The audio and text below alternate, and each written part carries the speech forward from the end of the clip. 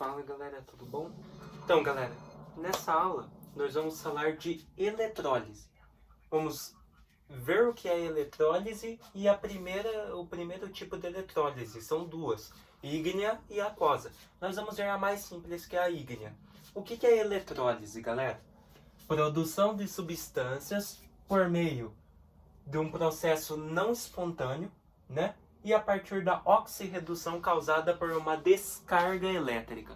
Ou seja, a eletrólise ela é um processo de obtenção de substâncias, só que, porém, ela não é um processo espontâneo. Ela é um processo forçado. E a gente vai obter essas substâncias a partir da passagem de corrente elétrica por causa da oxirredução que essa corrente vai causar, né? Naquele meio, naquela célula em que ela está. Beleza? Daí que entra o primeiro tipo de eletrólise, a ígnea. A ígnea, ela trabalha com compostos fundidos. O que são compostos fundidos? Na nossa língua, melhor falando, né? Derretidos. Você vai derreter um composto. Então, aqui não tem presença de água. Beleza? Aqui é um composto que você vai pegar e vai derretê-lo. Você vai fundi-lo. Passar ele para o estado líquido. Não é aquoso. Muita gente coloca aquoso. Não é aquoso, galera. Não estamos lidando com eletrólise aquosa. Estamos lidando com a ígnea. Então é um composto líquido. Beleza? Você vai derreter ele.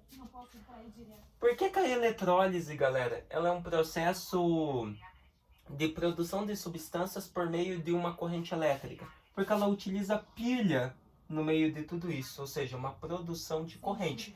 A partir dessa corrente, dessa pilha, a gente vai criar o nosso polo negativo e o nosso polo positivo. Então você tem uma pilha aqui, galera, e é a partir dessa pilha. Por isso que a gente fala que é um processo forçado. Porque na oxirredução, na pilha, dentro da pilha, é um processo espontâneo. A pilha é um processo espontâneo. Porque os elétrons automaticamente saem do ânodo, passam pela luz e acende ela automaticamente e vai para o cátodo. É espontâneo. Na eletrólise não é espontâneo. Eu tenho que forçar para que essa corrente force para criar um cátodo, force para criar um ânodo. Então é um processo forçado, não é espontâneo, tá? Essa é a diferença de pilha para eletrólise. Seguinte, galera. A eletrólise ela utiliza pilha. Só que essa pilha ela vai ser utilizada para passar corrente elétrica e gerar os nossos dois polos. Ou seja, se eu pegar um fio aqui, conectar no polo positivo da pilha e ligar nessa placa aqui, lembrando que essas placas aqui, galera, elas têm que ser de platina ou grafite. Por que platina ou grafite? Porque são substâncias que não reagem. Ou seja, não vão oxidar nem reduzir ali, né? Não vão ter tamanho aumentado ou diminuído, beleza? Que nem nas pilhas, né? Por exemplo, na pilha de Dênio. Então, platina ou grafite, beleza? O que vai acontecer? Se eu pegar um fio e conectar no polo positivo da pilha, e esse mesmo fio eu conectar nessa placa aqui, de platina ou grafite, esse aqui vai ser o polo positivo. Então, polo positivo da pilha vai gerar o polo positivo da minha célula eletrolítica.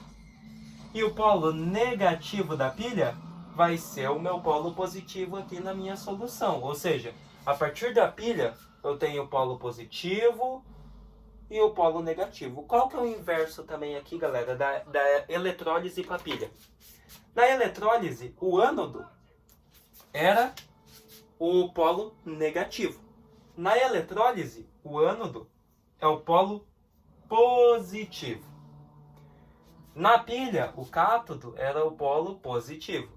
Na eletrólise, o cátodo é o polo negativo. Tá aqui, ó. Negativo, positivo. Por causa de tudo isso da pilha, né? Então, se eu tenho polo positivo na pilha, o meu polo aqui na solução fundida, né? Para ocorrer a eletrólise também vai ser positivo.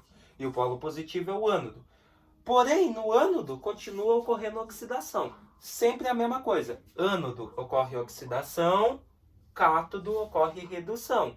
A única diferença é que na eletrólise o ânodo é o polo positivo e o cátodo é negativo. Na pilha, o ânodo é negativo e o cátodo é positivo. É a única diferença, beleza? Mas as reações que acontecem nele são as mesmas. Olha só, por que no ânodo ocorre oxidação? Galera, eu vou pegar um composto, tipo cloreto de sódio, que eu coloquei aqui no exemplo 1, NaCl. Eu vou fundir ele, vou aquecer ele, vou derreter esse sal que está no estado sólido. Ele vai virar para o estado líquido, né? Gerando íons, Na+, e Cl-. O que acontece com os ânions, galera? Os ânions desse cara fundido, toda essa parte aqui, ó, toda essa célula, tem Na+. Eu fundi esse NaCl, né? Esse sal, formando aqui os íons dele. O cátion, que é aqui no caso o Na+, e o ânion aqui, que é o Cl-. O que acontece com os ânions? Eles vão diretamente para esse ânodo aqui, ó, para o polo positivo. E o que acontece, galera? Esse polo vai... esses elétrons, esses ânions, o que eles vão fazer? Eles vão deixar o elétron deles aqui. A partir do momento que eles deixam os elétrons aqui, esse elétron vem caminhando, caminhando, passa pela pilha e chega até aqui. E o elétron é uma carga o quê? Negativa. Então o elétron sai desse polo e vai aqui para o polo negativo, que é o cátodo. Ou seja, elétron vem negativo para o polo negativo.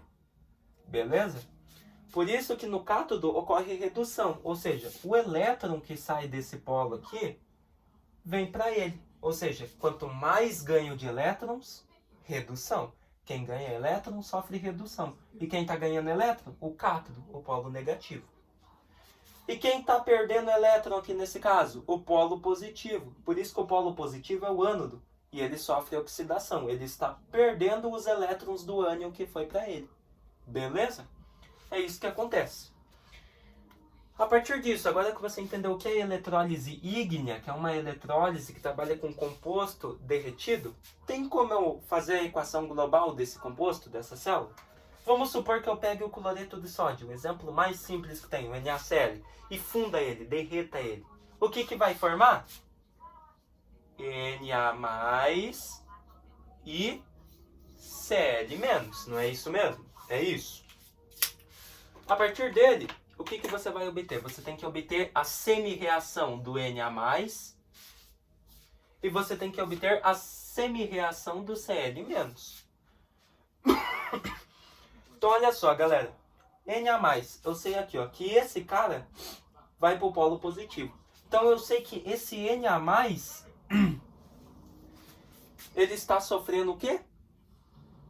Ele está sofrendo redução, beleza? Então, o que vai acontecer com esse Na+ aqui, galera? Esse Na+, ele vai ter que ganhar 2 elétrons para ele virar sódio metálico, sódio sólido, né, no caso. Então, você vai ter lá mais 2 elétrons, ele ganha 2 elétrons porque ele quer se tornar um sódio sólido. Então, ele ganha 2 elétrons, ficando ali Na. Ele ganha 1 elétron, né, na verdade, ó, confundindo aqui, ó. Ele ganha 1 elétron, porque é Na+, né? Na+1. Então ele ganha 1 elétron, fazendo com que esse sódio vire Na0. Ou seja, sódio sólido. Beleza? E o cloro, porventura, galera? O cloro, ele vai sofrer oxidação. Ele vai perder os elétrons dele. Então, esse cloro, o que esse cloro tenta fazer, na verdade, né? Esse cloro é o seguinte, galera. Ele vai tentar formar uma substância também. Só que essa substância, não existe cloro, assim, ó, Cl na natureza. Porque um cloro, ele é um ametal. Ou seja, ele precisa fazer ligação covalente para formar uma substância. Então, de cloro, ele pode formar gás cloro, Cl2, né? Ligação ali, uma substância simples, e ligação covalente. Então, ele pode formar o gás cloro. Mas o que você tem que notar a partir disso aqui, galera? Você tem que notar que para formar gás cloro, eu preciso de 2 átomos de cloro. Então, se eu tenho Cl2 aqui, aqui eu tenho que ter 2 Cl-. E agora, se eu tenho 2 Cl-, o que eu tenho? Agora eu tenho que esse cloro vai perder 2 elétrons. Beleza?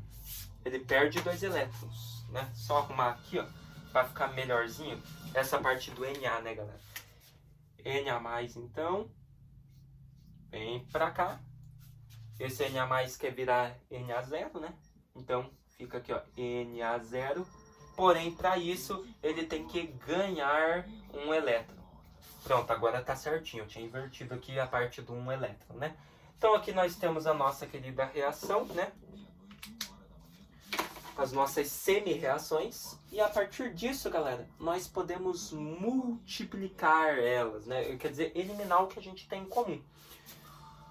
Então vamos pegar aqui a primeira, galera, o 2Cl- com o Cl-. Galera, aqui eu tenho 2Cl- e aqui eu tenho 1. O que eu posso fazer? Multiplicar isso aqui por 2, né? Multiplicar essa equação por 2. Então vou ficar com 2NaCl, 2Na+, e 2Cl-.